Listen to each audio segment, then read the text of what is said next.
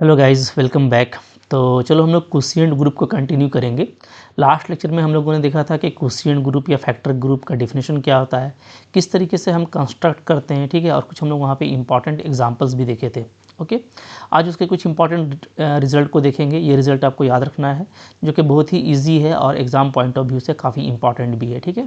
देखो, one by one देख लेते हैं। फर्स्ट रिजल्ट यहाँ पे ये है कि अगर आपको order of quotient group G mod H निकालना है, तो ये सिंपली क्या हो जाएगा, order of group divided by order of normal subgroup H, ठीक है। आपको पता है एच क्या होता है, नॉर्मल सब ग्रुप होता है, तभी हमारा quotient group G mod H define होता है, ठीक है। तो सिंपली इसका ऑर्डर ये हो जाएगा, और इसको हम लोग इंडेक्स के फॉर्म में इस तरीके से डिनोट करते हैं। इसको कहा जाता है क्या, इंडेक्स ऑफ कोशिएंट ग्रुप, ठीक है। तो ये काफ़ी इंपॉर्टेंट है, इंडेक्स आपको जानना चाहिए। जैसे हम लोग अगर क्विकली यहाँ पे एग्जांपल की बात करें, तो चलो हम लोग यहाँ पे कुछ एग्जांपल भी पुटअप करते चलते हैं, ठीक है। तो मैं एक एग्जांपल ले लेता हूँ। मान लो मेरे पास में कोई ग्रुप है, ठीक है, जिसका ऑर्डर क्या है 24 है, ओके। एंड और क्या है, और मेरे पास में कोई नॉर्मल सब ग्रुप एच है, ठीक है, जिसका ऑर्डर क्या है, जिसका ऑर्डर 8 है। तो इस केस में अगर जी बाई एच एग्जिस्ट करता है, ठीक है, quotient group G mod H exist करता है, तो इसका सिंपली जो ऑर्डर है वो क्या हो जाएगा, वो हो जाएगा order of G divided by order of H, ठीक है। अभी आपका 24 है, ये आपका 8 है, तो इस तरीके से आपको जो इसका ऑर्डर मिलेगा वो 3 मिलेगा। दैट मीन्स इस फैक्टर ग्रुप में कुल कितने एलिमेंट होंगे, 3 एलिमेंट होंगे, ठीक है। या हम कह सकते हैं कि इसका जो इंडेक्स है वो कितना है, 3 है, ओके। अच्छा, फिर देखो यहाँ पे सेकंड प्रॉपर्टी क्या है हमारे पास में, बोलता है कि अगर H आपके पास में कोई सब ग्रुप है G का, और G अगर अबेलियन ग्रुप है, ठीक है। तो ये इंपॉर्टेंट याद रखना है, ये अबेलियन ग्रुप का एक आपको प्रॉपर्टी दिया जा रहा है, जो कि अबेलियन ग्रुप के क्वेश्चंस बहुत सारे आते हैं, ठीक है। तो अगर G अबेलियन ग्रुप है, तो हमको पता है कि क्या होता है, अबेलियन ग्रुप का कोई भी सब ग्रुप क्या होता है, नॉर्मल होता है, ठीक है। तो अगर H कोई सब ग्रुप है और G अबेलियन है, देन डेफिनेटली क्या होगा, H is normal in G होगा, H हमारा नॉर्मल सब ग्रुप होगा, ठीक है। अब जैसे ही आपको नॉर्मल सब ग्रुप मिल जाता है, देन आप उसका फैक्टर ग्रुप डिफाइन कर सकते हैं, ठीक है। So we can define factor group G mod H, okay. ये एग्जिस्ट करेगा ये group, okay, for all H। इस तरह का जितना भी सब ग्रुप होगा, क्योंकि अबेलियन ग्रुप में सारे ही सब ग्रुप नॉर्मल होते हैं, तो जो भी आपको सब ग्रुप मिलता है अबेलियन ग्रुप में, उन सब के रिस्पेक्ट में आप क्या कर पाएंगे, कोशिएंट ग्रुप को आप कंस्ट्रक्ट कर पाएंगे, आपको कोशिएंट ग्रुप मिलेगा, ठीक है। जैसे हम लोग देखो क्विक एग्जांपल की बात करें, तो जो फेमस एग्जांपल है हमारा क्या, हमारा एग्जांपल है set of integer under addition, ठीक है। ये क्या है जी, ये आपका एक अबेलियन ग्रुप है, इज़ एन अबेलियन ग्रुप, ठीक है। ये आपका अबेलियन ग्रुप है, तो नो डाउट इसका जो भी सब ग्रुप होगा, देन, ठीक है, एवरी सब ग्रुप, और आप कोई भी सब ग्रुप लोगे सेट ऑफ इंटीजर का, ठीक है, तो कोई भी सब ग्रुप लेंगे तो सब ग्रुप इसका कोई भी एनजेड फॉर्म का होगा, ठीक है। एनजेड फॉर्म का आप कोई भी लीजिएगा तो उसका सब ग्रुप होगा। देन एवरी सब ग्रुप एनजेड क्या होगा, ये आपका नॉर्मल होगा, इज़ नॉर्मल सब ग्रुप इन जेड, ठीक है। ये नॉर्मल हो जाएगा जेड में। अगर ये नॉर्मल होगा तो इसका मतलब ये होगा कि आप जो है सेट ऑफ इंटीजर का नॉर्मल सब ग्रुप के रिस्पेक्ट में क्या कर सकते हैं, कोशिएंट ग्रुप या तो जो हम लोगों का फैक्टर ग्रुप होता है वो आप डिफाइन कर सकते हो, ठीक है। तो ये आपका एग्जिस्ट करेगा। यही वजह है, हम लोग देखे थे लास्ट लेक्चर में कि set of integer mod 3z या set of integer mod 5z 4z कुछ भी आप लेंगे तो उसका आपको कोशिएंट ग्रुप मिलता है, ठीक है। और जब आपको उसका कोशिएंट ग्रुप मिल जाएगा, देन जो है आप उसका आसानी के साथ में कंस्ट्रक्शन कर सकते हैं, ठीक है। अच्छा, और यहाँ पे लेकिन जब आप इसका ऑर्डर निकालोगे तो आप जनरली देखोगे कि ये जो जेड बाई एन जेड होता है ना, ये क्या होता है, ये आइसोमॉर्फिक होता है, आइसोमॉर्फिक होता है जेडन का, ठीक है। यानी set of integer residue modulo n, ये जो जेडन हम लोग पढ़े थे उसके आइसोमॉर्फिक होता है। तो यहाँ पे आपको ऑर्डर निकालने के लिए ये वाला फंडा यूज़ नहीं करना पड़ेगा, क्योंकि ऊपर वाला जो फार्मूला है ना, ये फाइनाइट ग्रुप के लिए, ठीक है। जाहिर सी बात है कि फाइनाइट ग्रुप का ऑर्डर ही फाइनाइट होगा। तो यहाँ पे जो ऊपर में सेट ऑफ इंटीजर है ये हमारा इनफाइनाइट ग्रुप है, और नीचे भी जो आप ले रहे हैं उसका सब ग्रुप वो भी एक इनफाइनाइट सब ग्रुप है, ठीक है, इनफाइनाइट ऑर्डर का सब ग्रुप है। तो यहाँ पे बेस्ट ये तरीका है इसका ऑर्डर फाइंड आउट करने का कि आप देख लो कि ये आइसोमॉर्फिक टू जेडन होता है, ठीक है। यानी कि इसमें कितने नंबर ऑफ एलिमेंट होंगे, तो इन नंबर ऑफ एलिमेंट होगा, ठीक है। अगर हम लोग यहाँ पे जेड बाई 3z लेंगे तो कितना एलिमेंट होगा, तो वो जेड 3 के आइसोमॉर्फिक होगा, तो वहाँ पे 3 एलिमेंट होगा। इस तरह का हम लोग लास्ट लेक्चर में देख चुके हैं, ठीक है, क्लियर है, ओके। तो यहाँ पे आप एक बात लिख सकते हो हेंस कि अगर आपको मान लो कोई पूछता है कि ऑर्डर क्या होगा, ठीक है, order of factor group Z divided by मान लो आपको 5z पूछ रहा है, ठीक है, तो इसका सिंपली क्या होगा, तो इसका ऑर्डर होगा सिंपली 5, ठीक है। सिंस क्या, सिंस ये जो होगा आपको आइसोमॉर्फिक होगा सेट ऑफ इंटीजर मॉडुलो 5 का, ठीक है। बात समझ में आ रही है। तो यहाँ से आप आसानी के साथ में ऑर्डर फाइंड आउट कर सकते हैं। नंबर 3 देखिए, नंबर 3 बोलता है ना कि अगर किसी फैक्टर ग्रुप का अगर इंडेक्स 2 है, वेरी इंपॉर्टेंट, ठीक है, ये बहुत ही इंपॉर्टेंट है, बहुत इसका रिजल्ट यूज़ होता है। अगर किसी फैक्टर ग्रुप का इंडेक्स 2 है, देन वो जो आपका सब ग्रुप होगा ना, वो पक्का क्या होगा, नॉर्मल होगा, ठीक है। मतलब सिंपली आप कोई भी एक सब ग्रुप ले रहे हो H, ठीक है, और उसका इंडेक्स निकाल रहे हो उसके ग्रुप के साथ में, तो G का अगर मैं इंडेक्स निकालता हूँ विथ रिस्पेक्ट टू H, ठीक है, और H कोई भी सब ग्रुप है, और ये इंडेक्स अगर आपको 2 मिलता है तो ये पक्का क्या होगा, नॉर्मल सब ग्रुप होगा, ठीक है। मतलब ऐसे आप लिख सकते हो, दैट इज़ क्या, दैट इज़ एवरी सब group of index 2 is normal सब ग्रुप, ठीक है। तो ये एक इंपॉर्टेंट प्रॉपर्टी जो हमको याद रखना चाहिए कि कोई भी सब ग्रुप जिसका कि इंडेक्स 2 है, और इंडेक्स का मतलब क्या है कि हम उसको ग्रुप के ऑर्डर से डिवाइड करेंगे तो हमको 2 मिलेगा। मतलब ग्रुप के ऑर्डर को सब ग्रुप के ऑर्डर से डिवाइड करेंगे तो हमको 2 मिलेगा, ठीक है। ओके, तो अगर आपको इंडेक्स 2 मिलता है तो पक्का वो सब ग्रुप क्या होगा, नॉर्मल सब ग्रुप होगा। और अगर नॉर्मल सब ग्रुप होगा तो आपको आसानी के साथ में ये जो फैक्टर ग्रुप है या क्वोशिएंट ग्रुप है G mod H, वो आपका एग्जिस्ट कर जाएगा, ठीक है। बात समझ में आ रही है। जैसे आप यहाँ पे एक क्विक एग्जांपल देख सकते हो, मैंने आपको दिखाया था लास्ट लेक्चर में। हम लोग जानते हैं कि ऑर्डर ऑफ S3 कितना होता है, अल्टरनेटिंग ग्रुप का ये होता है हमारा 6, ठीक है। And order of alternating group A3, ये क्या होता है जी, तो ऑर्डर ऑफ अल्टरनेटिंग ग्रुप होता है हमारा 6 का हाफ होता है, यानी 3 होता है, ठीक है। ये सेट ऑफ इवेन परमुटेशन है, ये सेट ऑफ ऑल परमुटेशन, ठीक है, फॉर 3 एलिमेंट 1 to 3 है। ओके, यहाँ से हम लोग ये देखते हैं कि अगर हम यहाँ पे इंडेक्स फाइंड आउट करता हूँ, ठीक है, अभी A3 कोई भी एक सब ग्रुप ही मानेंगे चूँकि S3 का कोई सब ग्रुप है, ठीक है। तो नो डाउट यहाँ से ये तो हमको पता चलता है कि क्या है, A3 जो है वो S3 का सब ग्रुप है, ठीक है। A3 इज सब ग्रुप ऑफ S3। अच्छा, अब मैं अगर यहाँ से A3 का अगर मैं इंडेक्स फाइंड आउट करता हूँ, ठीक है, तो वो क्या आ जाएगा, तो ये सिंपली क्या होता है, तो सिंपली होता है ऑर्डर ऑफ S3, जैसा ऊपर बताया था आप लोगों को, divided by order of A3, ठीक है। अब ये देखो, ये 6 है, नीचे में 3 है, तो कट के कितना आ गया, 2 आ गया। तो यहाँ पे जो इंडेक्स है हमको वो 2 मिल रहा है, ठीक है। जैसे ही आपको इंडेक्स 2 मिलेगा तो आप क्या कहोगे, आप कहोगे कि ये जो सब ग्रुप A3 है ये क्या है, ये नॉर्मल सब ग्रुप है S3 का, ठीक है। और अगर ये नॉर्मल सब ग्रुप है तो देन डेफिनेटली S3/A3 एग्जिस्ट करेगा। और ये हम लोग देखे थे लास्ट लेक्चर में कि ये एग्जिस्ट भी करता है और ये Z2 के आइसोमॉर्फिक होता है, ठीक है। ओके, तो यहाँ से आप कह सकते हो कि quotient group S3 mod A3 क्या करेगा, ये एग्जिस्ट करेगा, ठीक है। एंड क्या होता है, ये आइसोमॉर्फिक 2 होता है Z2, ये हम लोग लास्ट लेक्चर में देखे थे, ठीक है। क्लियर है।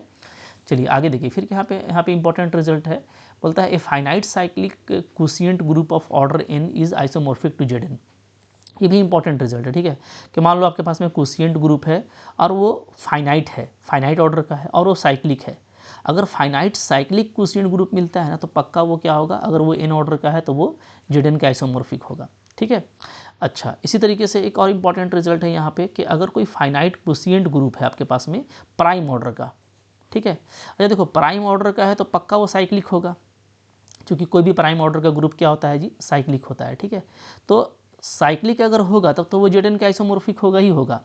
लेकिन अगर प्राइम ऑर्डर का होता है तो प्राइम ऑर्डर भी साइक्लिक होता है, ठीक है। तो उसी रिजल्ट के अकॉर्डिंग क्या हो जाएगा, अगर P प्राइम ऑर्डर का अगर कोई फाइनाइट क्वोशिएंट ग्रुप है तो वो Zp का आइसोमॉर्फिक होगा, ठीक है, याद रखना है आपको। और इन जनरल कोई भी साइक्लिक फाइनाइट क्वोशिएंट ग्रुप हो तो वो Zn का आइसोमॉर्फिक होता है, ठीक है। अच्छा, अब यहाँ पे एक इम्पॉर्टेंट बात है, ठीक है, जो एक बच्चे ने पूछा भी था कि क्या कोई भी फाइनाइट क्वोशिएंट ग्रुप है ना, साइक्लिक की बात नहीं कर रहे हैं, ठीक है, प्राइम ऑर्डर के भी नहीं, कोई भी any finite quotient group of order n, क्या ये भी आइसोमॉर्फिक होगा, तो ये नहीं होगा, ठीक है। हमारे पास में एग्जाम्पल है, सो मैं कहता हूँ कि काउंटर एग्जाम्पल आपके पास में होना चाहिए, ठीक है, ताकि आप किसी भी चीज़ को रद्द कर सकिए। तो देखो, साइक्लिक क्वोशिएंट ग्रुप होगा तब तो ये सही है, अगर क्वोशिएंट ग्रुप है आपके पास में प्राइम ऑर्डर का तब भी ये सही है, ठीक है। लेकिन इन जनरल अगर मान लो मेरे पास में कोई फाइनाइट क्वोशिएंट ग्रुप है किसी ऑर्डर n का, तो हम यहाँ से ये नहीं कह सकते कि वो Zn के आइसोमॉर्फिक होगा ही होगा, ठीक है। जैसे मैं आपको एग्जांपल दिखाता हूँ। ओके, एग्जांपल आप देखिए, हमारे पास में क्वाटर्नियन ग्रुप है Q8, ठीक है। Q8 में कैसे एलिमेंट होते हैं, +-1 +-i +-j +-k, ठीक है। तो क्वाटर्नियन ग्रुप है, इसमें 8 एलिमेंट होता है, आपको पता है, ठीक है। ऑर्डर ऑफ Q8 क्या होता है जी, 8। ओके, ये हमारा क्वाटर्नियन ग्रुप है। और आप यहाँ पे देखोगे, ठीक है, अगर मैं ले लेता हूँ एक मैं इसका सब ग्रुप लेता हूँ H कैसा, 1 और -1 ऐसा लेता हूँ, ठीक है। ये क्या है, ये आपका सब ग्रुप है Q8 का, ठीक है। लेकिन आप देखेंगे एच क्या है, तो आपको पता है +-1 क्या है, ये सेंटर होता है ग्रुप का, ठीक है। एंड एच इज़ सेंटर, ठीक है, H is centre, H is centre of group Q8। तो एच आपका सेंटर है। हमको पता है कि सेंटर क्या होता है, ये ऑलवेज नॉर्मल होता है। किसी भी ग्रुप का सेंटर क्या होता है, नॉर्मल होता है, ठीक है। ओके, देयरफॉर क्या होगा, देयरफॉर होगा एच इज़ नॉर्मल इन जी, ठीक है। एच क्या हो जाएगा, नॉर्मल इन जी हो जाएगा। चूँकि क्या होता है, चूँकि जो सेंटर होता है ना, centre of group, centre of group क्या होता है जी, ये आपका नॉर्मल होता है। ये सब हम लोगों का रिजल्ट है जो हम लोग पढ़ चुके हैं, इज़ नॉर्मल इन ग्रुप, ठीक है। तो ये नॉर्मल हो गया। अगर ये नॉर्मल हो गया तो यहाँ से अब आप बिंदास क्या कर सकते हो, यहाँ से आप जो है Q8/H, Q8 mod H, ठीक है। ये जो फैक्टर ग्रुप है ये आपका क्या करेगा, ये आपका एग्जिस्ट करेगा, ठीक है। और कैसा होगा ये, तो ये होगा इस फॉर्म का, ठीक है। यहाँ पे हम लोग लिखेंगे इसको ऐसे AH, इस फॉर्म का होगा, जहाँ पे A क्या होगा, A आपका Q8 का कोई एलिमेंट होगा, ठीक है। तो मैं यहाँ पे कैसे लिखा हूँ, मैं यहाँ पे लिखा हूँ लेफ्ट कॉसेट में, आप इसको राइट कॉसेट में भी लिख सकते हैं। चूँकि H नॉर्मल सब ग्रुप है तो राइट कॉसेट हो चाहे लेफ्ट कॉसेट हो, सारे ही इक्वल होंगे। सो Q8/H और we can say Q8 mod H, ये जो फैक्टर रिंग ग्रुप है, ये सिंपली क्या होगा, ये simply collection of distinct cosets होगा, ठीक है, of Q8, okay. Distinct cosets of H, sorry H का कॉसेट्स होता है, ओके। तो ये आपका एग्जिस्ट कर रहा है और आप इसको देख पा रहे हो। तो अब आप यहाँ पे देखोगे ना कि यहाँ पे अगर मैं इसका कंस्ट्रक्शन करूँ तो यहाँ पे कैसे कैसे एलिमेंट आएंगे। तो यहाँ पे हमको जो लेना है वो Q8 का एलिमेंट लेना है, और Q8 के पास में कितने एलिमेंट हैं, 8 एलिमेंट हैं। तो बारी बारी को मेरे को सबको चेकआउट करना पड़ेगा, ठीक है। लेकिन 1 और -1 के लिए चेकआउट करने का ज़रूरत नहीं है, क्योंकि 1 और -1 क्या है, खुद H का मेंबर है।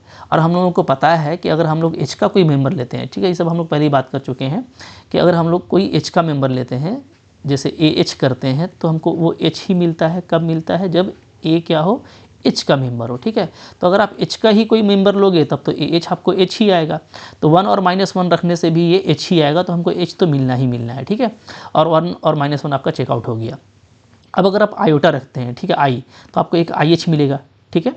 अच्छा, IH और -IH दोनों एक ही होगा, आप रख के देख सकते हो। आप IH रखोगे तो IH यहाँ पे आप I से मल्टीप्लाई करोगे तो क्या आ जाएगा, ये आपका आएगा I -I, ठीक है। फिर आप -I रखोगे तो क्या हो जाएगा, -I + I, तो एक ही रहने वाला है, कोई फ़र्क नहीं पड़ेगा, ठीक है। इसलिए हम लोग जब कॉसेट की बात करेंगे तो ये दोनों क्या होगा जी, एक ही कॉसेट होगा, IH और -IH, ठीक है, ओके। तो यहाँ पे चलो मैं लिख देता हूँ IH या -IH एक ही कॉसेट होगा, तो इसको हम लोग एक ही काउंट करेंगे। इसी तरीके से JH लोगे या -JH लोगे तो ये दोनों से आपको एक ही कॉसेट मिलेगा। KH लोगे या आप -KH लोगे तो आपको एक ही कॉसेट मिलेगा, ठीक है। तो यहाँ पर जो डिस्टिंक्ट कॉसेट्स मिलेगा हमको, वो सिंपली क्या मिलेगा, H, IH, JH और KH, ठीक है। हमको यहाँ पे 4 एलिमेंट मिल रहा है, ठीक है। अच्छा, इन 4 एलिमेंट, आपका 4 एलिमेंट यहाँ पे मिल रहा है। और यहाँ पे जो मेरा Q8 है, ये मेरा साइक्लिक ग्रुप नहीं है, आपको पता है, ठीक है। ये तो नॉन अबिलियन होता है, ठीक है। Q8 क्या है जी, Q8 is non abelian group. ये सब आप बात पहले से जानते हो, नॉन अबिलियन, चूँकि ये कम्यूटेटिव प्रॉपर्टी को होल्ड नहीं करता, ठीक है। तो ये नॉन अबिलियन ग्रुप है तो साइक्लिक तो है, होगा ही नहीं, ठीक है। ना ही ये प्राइम ऑर्डर का है, ये 8 ऑर्डर का है, ओके। तो अब हम लोग यहाँ पे ये देख रहे हैं कि हमको यहाँ पे जो एलिमेंट मिला है वो 4 मिला है। अच्छा, ये देखिएगा ना, यहाँ पे ये भी आप वेरीफाई कर लो कि यहाँ पे जो ऑर्डर ऑफ Q8/H आया है, Q8 मॉड्यूल H आया, वो कितना आया, वो आपका 4 आया है। इसमें 4 एलिमेंट्स हैं। ये पक्का आप देखोगे कि ये order of Q8 divided by order of H, इसको वेरीफाई करता है, ठीक है। क्योंकि Q8 का ऑर्डर क्या है, 8 है, और H का ऑर्डर क्या है, तो इसमें 2 एलिमेंट है तो इसका 2 है, ठीक है। तो आपको देख रहे हो ना कि ये वेरीफाई कर रहा है, ठीक है, ओके। अच्छा, अब इंपॉर्टेंट बात यहाँ पे ये देखिए कि यहाँ पे 4 एलिमेंट है, ओके। तो हम ये नहीं कह सकते कि ये आइसोमॉर्फिक होगा किसके, Z4 के। जैसे हम लोग पिछले जो है क्लास में देखे थे कि हमको 3 एलिमेंट मिला था तो हम Z3 के आइसोमॉर्फिक लिए थे, 2 एलिमेंट मिला था तो हम Z2 के लिए थे। लेकिन आप ध्यान देंगे कि वहाँ पे जो आपको क्वोशिएंट ग्रुप मिल रहा था ना, वो प्राइम ऑर्डर का मिल रहा था, इसलिए वो बिंदास आप ले लिए। यहाँ पर ये चीज़ नहीं होगा, ठीक है। क्या, क्यों नहीं होगा, इसलिए ना कि अगर ये इसके आइसोमॉर्फिक होगा तो दोनों का ODT सेम होना चाहिए, यानी ऑर्डर डिस्क्रिप्शन टेबल दोनों का सेम होना चाहिए। जबकि यहाँ पे मैं आपको दिखा रहा हूँ इसका ऑर्डर डिस्क्रिप्शन टेबल क्या होगा, ठीक है। आप यहाँ पे देख सकते हो। तो यहाँ पे यहाँ पे मेरा क्या आया है जी, यहाँ पे मेरा जो Q8/H आया है, इसको फिर से देखिए, ठीक है। ये आपका आया है H, IH, JH और KH आया है, ठीक है। अब आप यहाँ पे देखोगे कि ये क्या है, ये आइडेंटिटी एलिमेंट होता है, ठीक है। ये होता है हमारा identity element of this quotient group. Q8 modulo H का जो आइडेंटिटी ग्रुप है, वो आइडेंटिटी एलिमेंट है, वो ये है, ठीक है। सो H is identity element of the quotient group Q8/H, okay. अच्छा, अब आप देखिएगा कि अगर आइडेंटिटी है तो इसका ऑर्डर कितना होगा, तो इसका ऑर्डर हो जाएगा आपका 1, क्योंकि आइडेंटिटी का ऑर्डर 1 होता है। अब आप IH को देखो, ठीक है, IH को आप देखोगे तो IH को अगर मैं स्क्वायर करूं, ध्यान दीजिएगा ना, तो ये क्या आ जाएगा, तो ये आ जाएगा I² H आ जाएगा, ठीक है, क्योंकि H आपका नॉर्मल सब ग्रुप है, आपको पता है कि इसको आप ऐसे लिखेंगे एक्चुअली ना, इसको आप लिखेंगे IH × IH, ठीक है, ओके। तो ये आपको क्या आ जाएगा, I² H आ जाएगा, जैसा मैंने प्रॉपर्टी आपको बताया था कि H हमारा नॉर्मल सब ग्रुप है और नॉर्मल सब ग्रुप को हम लोग एक ही बार रखते हैं, ठीक है, बस एलिमेंट का मल्टीप्लिकेशन होता है। तो यहाँ से आपको क्या आ जा रहा है, तो I² आपका आ जा रहा है -H, ध्यान दीजिएगा, ठीक है, ओके। इसको मैं ऐसे लिख सकता हूँ -1 × H लिख सकता हूँ, ठीक है, ओके। अच्छा, अब आप ध्यान दीजिए, जैसा मैंने आपको बताया था ना कि आप AH आपको H कब मिला था, तो हम लोग ये देख रहे थे कि अगर मैं 1 × H करता हूँ या -1 × H करता हूँ तो मेरे को H ही मिलेगा। क्यों मिलेगा H? इसलिए कि -1 और 1 ये आपका H का एलिमेंट है, ठीक है, और अगर मैं कोई H का एलिमेंट लेता हूँ, यहाँ पे प्रॉपर्टी देखिए, अगर मैं कोई H का एलिमेंट लेता हूँ तो मेरे को AH क्या मिलता है, H मिलता है, ठीक है। तो चूंकि H का एलिमेंट है 1 और -1, तो 1H और -1H दोनों H ही होगा, ठीक है। तो यहाँ पे -1 × H को मैं लिख सकता हूँ क्या, 1 × H, इसको वापस हम लोग H लिख सकते हैं, ठीक है, ओके। तो अब आप देख रहे हो कि इसको स्क्वायर करने से आपको क्या मिल रहा है, आपको आइडेंटिटी एलिमेंट मिल रहा है, ध्यान दीजिएगा ना, आपको क्या मिल रहा है, आपको ये मिल रहा है identity element, this is identity, क्योंकि आइडेंटिटी एलिमेंट क्या है, क्या क्वोशिएंट ग्रुप का ये H है, ठीक है। तो ये हमारा आइडेंटिटी आ गया। इसका मतलब यहाँ से मैं कह सकता हूँ कि जो ऑर्डर ऑफ IH है वो क्या है, वो है 2, ऑर्डर ऑफ IH क्या है 2, ठीक है, तो इसका ऑर्डर 2 आ गया। इसी तरीके से आप JH का ऑर्डर निकालोगे, सेम पैटर्न से आपको इसका भी 2 मिलेगा, इसका भी आपको सेम मिलेगा 2, ठीक है। यानी कि इसमें एक एलिमेंट एक ऑर्डर का है और बाकी सारे इटसेल्फ इन्वर्स हैं, बाकी सारे इटसेल्फ इन्वर्स हैं, यानी कि हर का जो इन्वर्स है वो खुद ही है। तो ऐसा जो ग्रुप होता है वो क्या होता है आपको पता है, और ये 4 ऑर्डर का ग्रुप है, तो ये पक्का क्या है, ये आपका क्लीन्स 4 ग्रुप है। क्या है जी, क्लीन्स 4 ग्रुप। और ये जो क्लीन्स 4 ग्रुप है ना, ये Z2 क्रॉस Z2, इस डायरेक्ट प्रोडक्ट का ये जो ग्रुप होता है, ग्रुप ऑफ डायरेक्ट प्रोडक्ट, इसका आइसोमॉर्फिक होगा Z2 क्रॉस Z2 का, ठीक है, जो कि क्या है, ये आपका एक ये आपका क्या है, ये आपका क्लीन्स 4 ग्रुप है, क्लीन्स 4 ग्रुप, ठीक है, जिसमें 4 एलिमेंट होते हैं। और क्लीन्स 4 ग्रुप हमारा क्या होता है, Z2 क्रॉस Z2 के आइसोमॉर्फिक होता है, ठीक है। ये सब हम लोग अच्छे से देख चुके हैं। अभी भी आप देख सकते हो, अगर आप यहाँ पे Z2 क्रॉस Z2 को अगर आप देखोगे ना, तो Z2 क्रॉस Z2 कैसा कैसा इसमें एलिमेंट होगा, 0 1, ठीक है, इंटू 0 1, इसको आप करोगे तो आपको क्या क्या आएगा, तो आपका आ जाएगा एक तो 0 0 आएगा, ठीक है, क्योंकि अंडर एडिशन काम करता है, अंडर एडिशन मॉडुलो 2 काम करता है, ठीक है, ये इसका होता है बाइनरी ऑपरेशन। तो आप देखिएगा यहाँ पे 0 0 आ जाएगा, फिर आपका आ जाएगा 0 1, ठीक है, फिर आपका आ जाएगा 1 0 और फिर आपका आ जाएगा 1 1। तो इसमें आपको 4 एलिमेंट्स मिलते हैं। इसमें आप देखोगे कि ये आपका आइडेंटिटी एलिमेंट है अंडर एडिशन, ठीक है। सो इट इज़, इसका जो ऑर्डर होगा, इसका जो ऑर्डर होगा वो क्या होगा, वो 1 होगा, ठीक है। अब इसको आप ट्वाइस ऐड करेंगे, 0 1 को 0 1 से, तो आपको ये मिल जाएगा, यानी इसका ऑर्डर 2 होगा, लाइक इसका ऑर्डर 2 होगा, इसका भी ऑर्डर आपका 2 होगा, ठीक है। आप देख पा रहे हो, इसको इटसेल्फ एडिशन करेंगे तो हमको आइडेंटिटी मिल जाएगा, इसको इटसेल्फ एडिशन करेंगे तो हमको आइडेंटिटी मिलेगा यहाँ से भी, ठीक है। तो आप ODT देखिए 1 2 2, ठीक है, मतलब आइडेंटिटी का ऑर्डर 1 है, बाकी सारे का ऑर्डर 2 है, तो ये दोनों बिल्कुल एक जैसा है। तो बाई ऑर्डर डिस्क्रिप्शन टेबल भी ये कंफर्म हो रहा है कि हमारा जो ये फैक्टर ग्रुप है Q8/H, ये क्या है, ये आइसोमॉर्फिक टू Z2 Z2 है। तो हम लोग ये देख लिए कि अगर कोई मेरा फाइनाइट ग्रुप है, ठीक है, कोई मेरा अगर फाइनाइट क्वोशिएंट ग्रुप है, तो फाइनाइट क्वोशिएंट ग्रुप ऑलवेज जो है Zn के आइसोमॉर्फिक होगा, ये नहीं होगा, जैसा कि आप यहाँ पे देख रहे हो, ठीक है जी। तो वो किसी अबेलियन ग्रुप के भी, नॉन साइक्लिक अबेलियन ग्रुप, क्योंकि हमारा क्लीन्स 4 ग्रुप क्या होता है, नॉन साइक्लिक अबेलियन ग्रुप होता है, तो वो किसी non cyclic abelian group like Z2 Z2 के आइसोमॉर्फिक हो सकता है। सो आपको ये रिजल्ट याद रखना है कि हम लोग ऑलवेज जो है किसी भी फाइनाइट क्वोशिएंट ग्रुप को देख करके आइसोमॉर्फिक नहीं लिखेंगे, ठीक है। तो ये कुछ इंपॉर्टेंट रिजल्ट था और आई होप आपको ये सारा चीज़ समझ में आ गया है, ठीक है। तो ज़रूर अच्छा लगा होगा, लाइक ज़रूर कीजिएगा। और देखो, आपको इसी बेस पर रिंग भी पढ़ना होता है, क्योंकि क्वोशिएंट ग्रुप फिर रिंग में भी इंपॉर्टेंट है। होमोमॉर्फिज्म करने जाओगे, फैक्टर वगैरह करना जाओगे तो वहाँ पे इंपॉर्टेंट हो जाएगा। रिंग में जस्ट आइडियल आ जाता है, बाकी सारा कॉन्सेप्ट यही सब रहता है, ठीक है। वहाँ पे बस आइडियल को लेकर चलना पड़ता है, तो इसलिए ये आपके लिए इंपॉर्टेंट है। तो भाई इसको अच्छे से याद रखिएगा, ठीक है, नोट डाउन कर लीजिएगा। और अगर आप कोर्स पढ़ रहे हो तो आपको वहाँ पे PDF मिल जाएगा, उसके लिए आपको टेंशन नहीं लेना है, ठीक है। और मैं आपको सजेस्ट करूँगा कि अगर आप कोई कंपटीशन की तैयारी कर रहे हैं, CSIR नेट गेट PGT वगैरह की तैयारी कर रहे हो ना, तो आप मेरा ऐप डाउनलोड कर लीजिए। मेरा ऐप है MSc लर्न ऑनेस्टली, ठीक है, लर्न ऑनेस्टली, ये आप ऐप डाउनलोड कर लीजिए। वहाँ पे आपको जो है एक सिस्टमेटिक स्टडी करने का मौका मिलेगा, ठीक है। कुछ अपने ऊपर भी इन्वेस्ट कीजिए, ज़्यादा मेरे कोर्स का रेट नहीं है बट काफ़ी इफेक्टिव रहेगा आपके लिए। बहुत ही वहाँ पे एक सिस्टमेटिक पैटर्न पे लगाया गया, आपको कॉन्सेप्ट कराया जाता है, फिर आपको बहुत सारा एमसीक्यूज़ करने के लिए दिया जाता है, ठीक है। आप अच्छे से प्रैक्टिस करते हो, कभी भी मेरे से डाउट पूछ सकते हो, पीडीएफ अगर आपको मिलता है, टेस्ट सीरीज़ भी मैं उस कोर्स में देता हूँ, तो काफ़ी आपके लिए बेनिफिशियल रहेगा, ठीक है। 1 to 1 पढ़िएगा, कॉम्पिटिशन जरूर आपका निकलेगा, ठीक है। Thank you very much.